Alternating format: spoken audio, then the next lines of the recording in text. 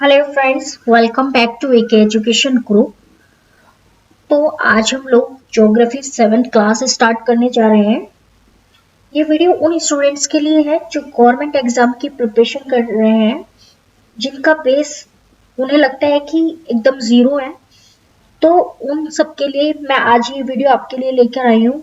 ये वीडियो आपको zero to boss बनाने में हेल्प करेगी। बस आपको करना क्या है, वीडियो को लाइक, शेयर एंड सब्सक्राइब करना है और बेल आइकन को आपको प्रेस करना है ताकि सारी आने वाली वीडियो आप तक नोटिफिकेशन पहुंच जाए और आप उसे अच्छे से वॉच कर सके रेगुलरली बेस पर।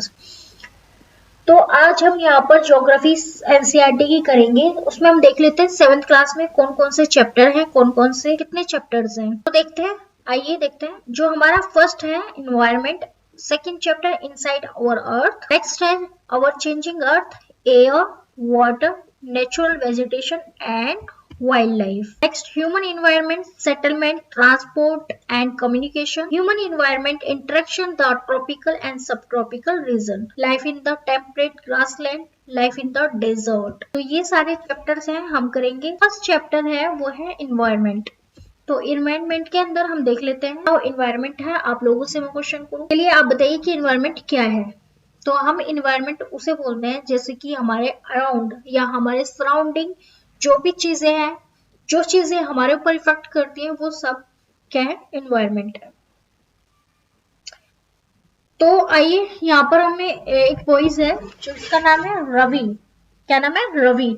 तो वो बहुत टाइम वेकेशन, समर वेकेशन के बाद स्कूल आता है और देखता है अपने चारों ओर कि जो उसका प्लेग्राउंड था वो ढक चुका है और जो वहां पर जो प्लेग्राउंड था वहां पर बड़ी बड़ी ह्यूज बिल्डिंग, फ्लैट्स सब बन रहे हैं। तो रवि, क्योंकि उस प्लेग्राउंड में वो प्ले करता था, गेम खेलता था, तो वो उस चीज को देखकर सैड हो गया और उसकी आईज से टीयर्स निकलने लग गए, क्योंकि वहां पर वो चीजें, सॉफ्ट ग्रासेस हुआ करती थी, मैरीगोल्ड एंड बटरफ्लाईज जो थी वो अब नहीं रही, वो हमेशा के लिए गायब हो गई है। तो इन असेंबली में जो रवीज के प्रिंसिपल थे उन्होंने बहुत सैडली ऑब्जर्व किया और कहा, see our environment is changing. जो हमारा इन्वायरमेंट है वो चेंज हो रहा है ना। तो अब रवि है वो सोचने लगा कि ये कैसे चेंज हो रहा है, व्हाट इज द इन्वायरमेंट, और इन्वायरमेंट किस तरीके से चेंज हो रहा है। तो उसने पूछा अपने टीचर से, व्हाट इज इन्वायरमेंट, इन्वायरमेंट है क्या।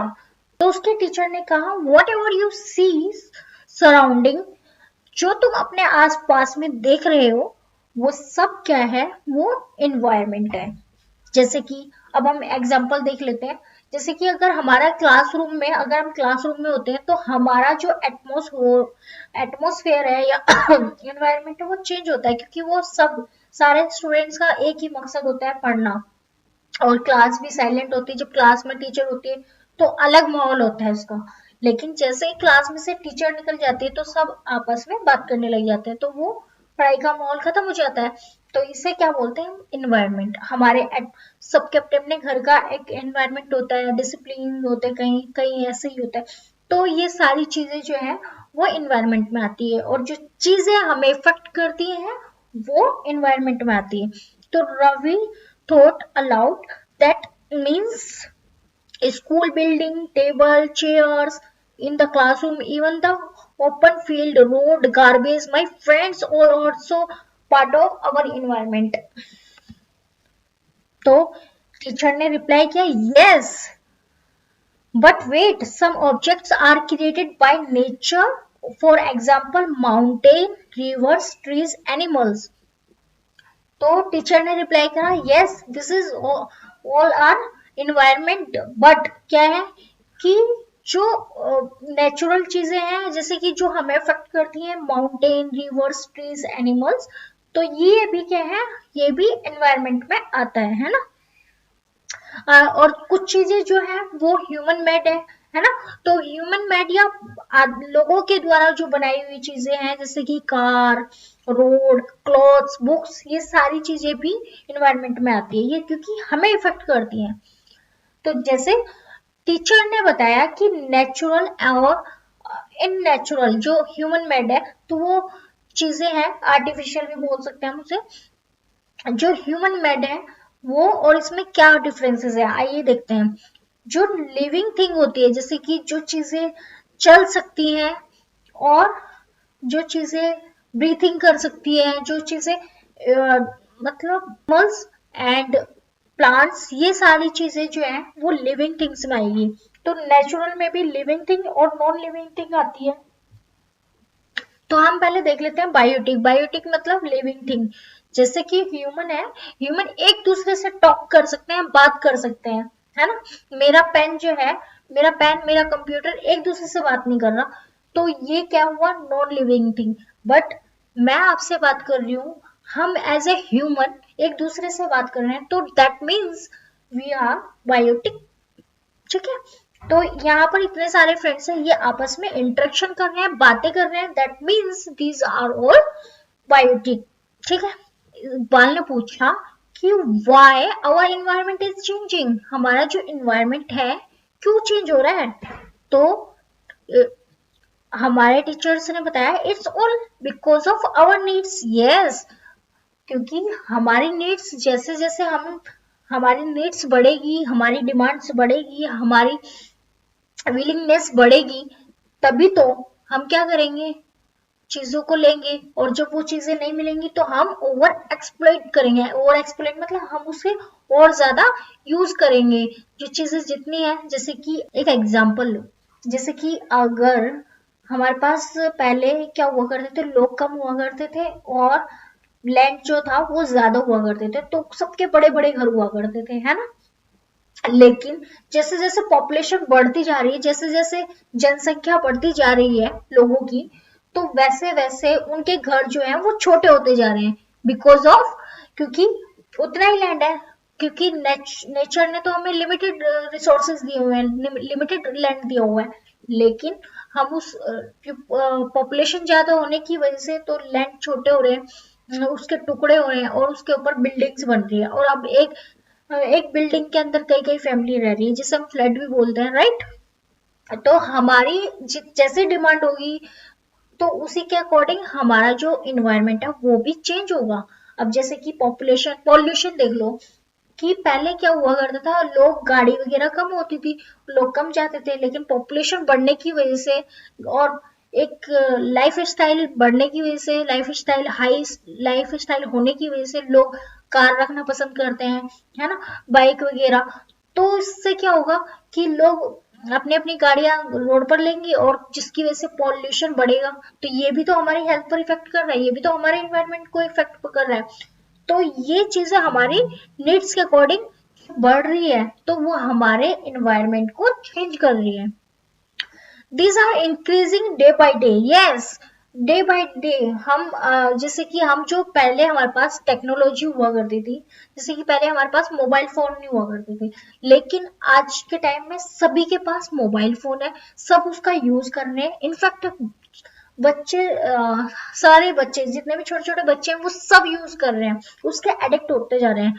तो हमारी जो डिमांड है, हमारी जो नीड्स है, वो बढ़ती जा रही है अकॉर्डिंग टू आवर नीड्स।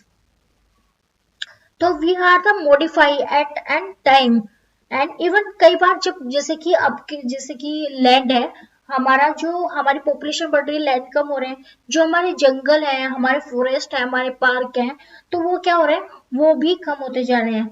तो इससे क्या होगा कि हमें ऑक्सीजन भी कम मिलेगी, है ना, हमारा इन्वायरमेंट डिस्टर्ब होगा, हमारा नेचर जो है वो डिस्टर्ब होगा।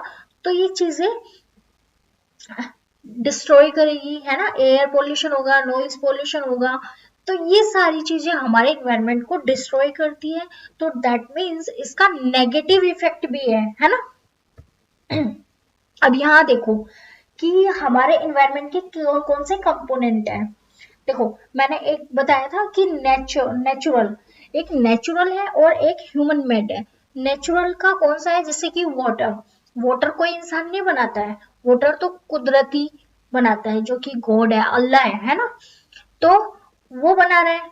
एयर पॉल्यूशन, एयर तो एयर तो किसी ने देखा नहीं ना, तो ये भी एक मतलब सुप्रीम पावर, जो supreme power of the world जो चला रहा है ये, तो ये उसी ने बनाई है, तो इसे नेचुरल बोलेंगे।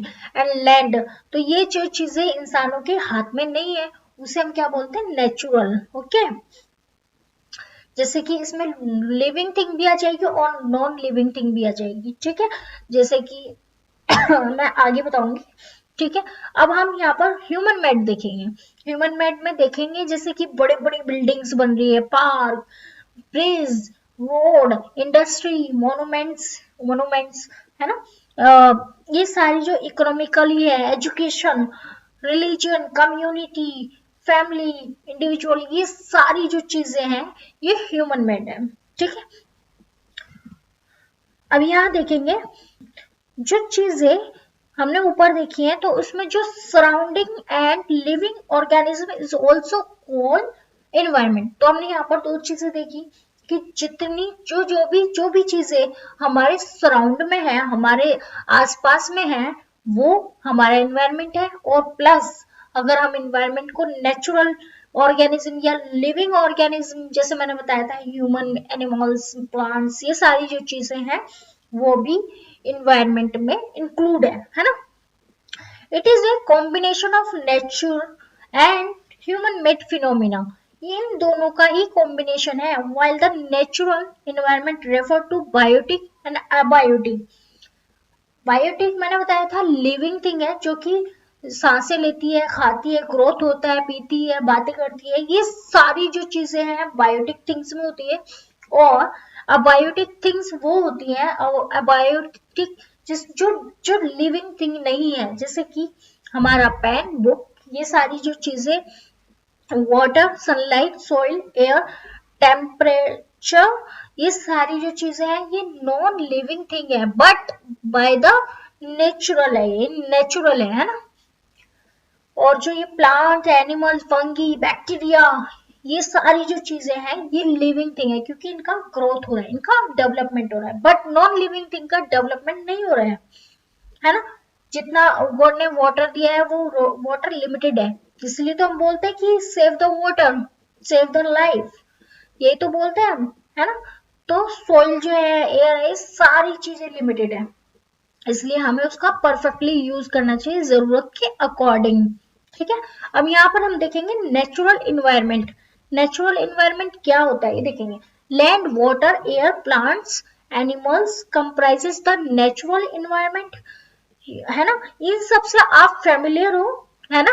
अब आप आगे देखेंगे लिथोस्फीयर। लिथोस्फीयर मतलब लैंड, लैंड से बना हुआ, जो हम जिस पर हैं, जिस पर हम अपने होम बनाते हैं, जिस पर हम रोड से हम वॉक करते हैं, तो ये सारी चीजें क्या है, लिथोस्फीयर। लिथोस्फीयर मीन्स लैंड से रेफर कर रहे हैं, है ना।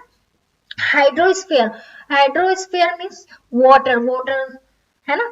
और एटमोस्फेयर, एटमोस्फेयर मतलब एयर से रिलेटेड है। और बायोस्फीयर, जहां ये थ्री कंपोनेंट्स मिल जाते हैं, लिथोस्फीयर, हाइड्रोस्फीयर, एटमोस्फेयर, इन तीनों का कंबो वो क्या है, बायोस्फीयर, जहां पर हम लोग रहते हैं। हमें वाटर की भी जरूरत है, हमें लैंड की भी जरूरत है, और हमें एयर की भी जरूरत है। Without air, without water, without land we can not survive, है ना। तो यहाँ पर हमने प्यार वैली भी क्लास में पढ़ा था, तो यहाँ पर आप देख सकते हैं ना। हम और फैक्ट्स के बारे में देखते हैं यहाँ पर। Lithosphere is a solid crust and hard top layer of the earth. जो लैंड है ये क्या है, सॉलिड है, जिसे हम क्रस्ट भी बोलते हैं ना, और हार्ड टॉप लेयर है ऑफ द अर्थ की, ठीक है। It is made of rock. ये किस चीज से बना हुआ है, हमारी जो लैंड है वो रॉक से बना हुआ है, मिनरल से बना हुआ है, और थिन लेयर ऑफ सोइल से बना हुआ है, ठीक है। यहाँ तक आपको क्लियर हो चुका होगा, है ना। अब हम लिथोस्फीयर की बात करते हैं आगे। It is irregular surface with various landforms such as mountain, plateaus, plain, valley, है ना। क्योंकि देखो अगर आप कश्मीर के पास जाएंगे तो वहां पर हमें बहुत सारे हिमालयस जो है वो देखने को मिलेगा, है ना, माउंटेन्स, है ना। अगर हम साउथ में जा रहे हैं या मिडल में जा रहे हैं तो हमें प्लेटूज देखने को मिलेगा, जैसे कि दक्कन प्लेटूज हमारी कंट्री में है ना, प्लेन्स देखने को मिलेगा, वैली देखने को मिलेगी, बहुत सारी चीजें मिलेगी हमारे लैंड के ऊपर। और यहाँ पर लैंड फॉर्म जो है उसका फाउंड हुआ है कॉन्टिनेंट, जिसे हम लैंड बोलते हैं उसे कॉन्टिनेंट भी बोलते हैं, also on the ocean floor, जो ओशियन है उसके फ्लोर्स पर भी। That provide us forest, grasslands for grazing, land for agriculture and human settlement.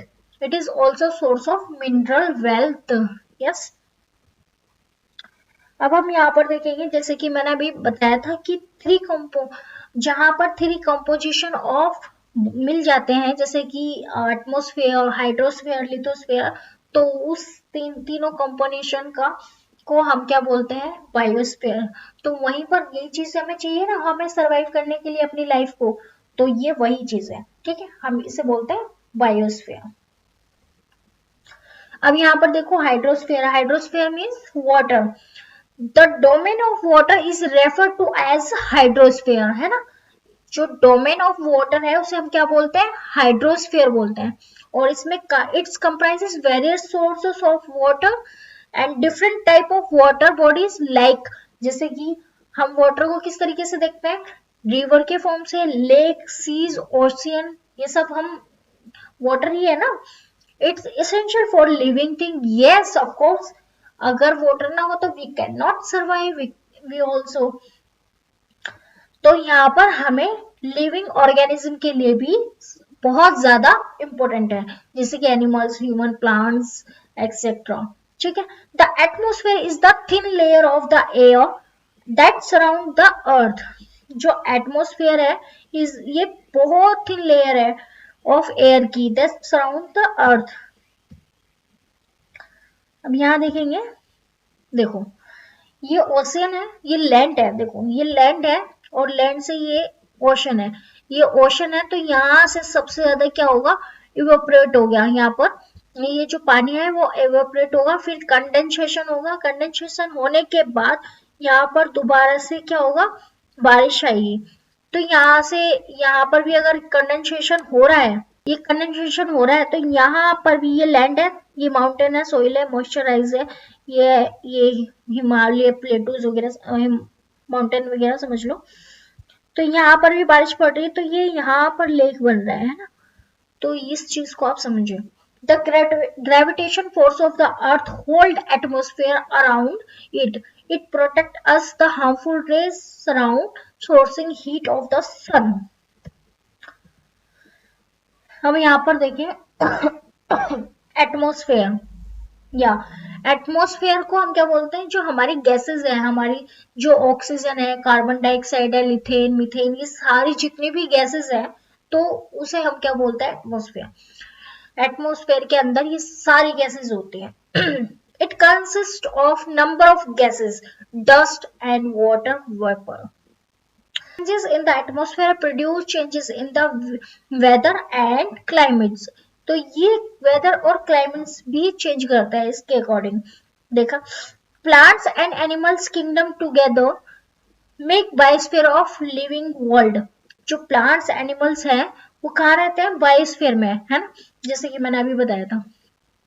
It is narrow zone of the earth sphere, land, water, air interact with each other of the two the support of life. अब यहाँ पर देखो geothermal जो है, ये हमारा पूरा world है और 3 लेयर्स में हमारा जो वर्ल्ड है बटा हुआ है। जैसे कि कोर, जो अर्थ का मिड पॉइंट है, तो उसे क्या बोलेंगे, एकदम कोर बोलेंगे। देन उसके बाद मेंटल, उसके बाद क्रस्ट, है ना।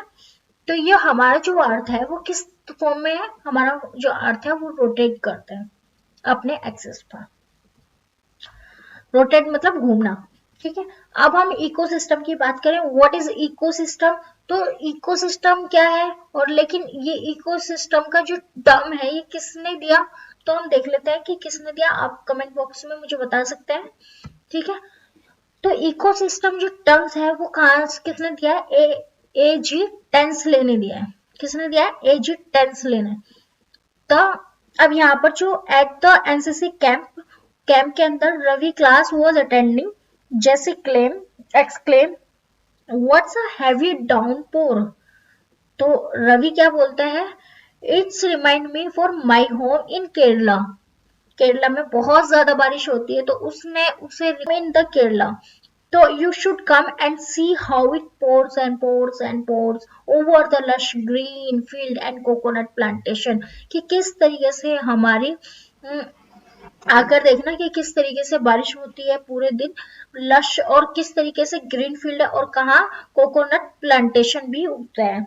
तो हीरा और जैसलमेर जो है वो एक्सक्लेम करने लगे, वी गेट नो रेन, क्योंकि वो कहाँ रहते थे, वी सी ओनली किक्कर and sand as far as eyes can. तो उसने बोला कि हम तो सिर्फ किक्कर देखते हैं, सैंड देखते हैं, जहां तक हमारी नजर जाती है हम तो बस यही देखते हैं।